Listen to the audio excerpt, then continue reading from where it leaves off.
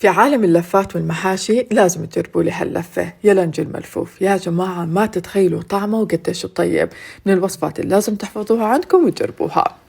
في البداية هون رح أسلق راس الملفوف، وأكيد طريقتكم بالسلق، لكن هون أنا رح أورجيكم طريقتي. عملت السلق حطيت الملح والكمون، بنزل راس الملفوف وعلى كل جهة تقريبا بتركه مدة 5 دقائق وببلش أشيل بالورق.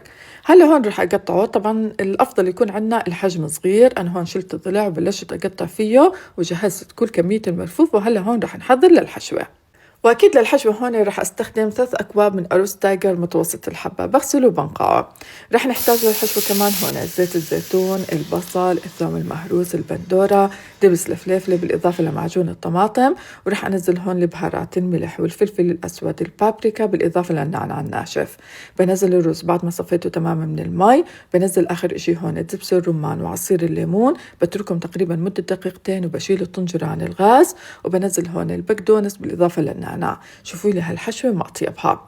وببلش هون أقلب بالملفوف. طبعا لازم تكون هون كريمين بالحشوة. خلصت كل الكمية، بعديها هون رح أرتبها في الطنجرة.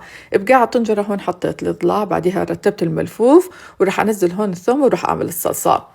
للصلصة رح نحتاج عصير الليمون ودبس الرمان. رح أنزل هون معجون الطماطم، وأكيد ما تنسوا الملح والفلفل الأسود وزيت الزيتون.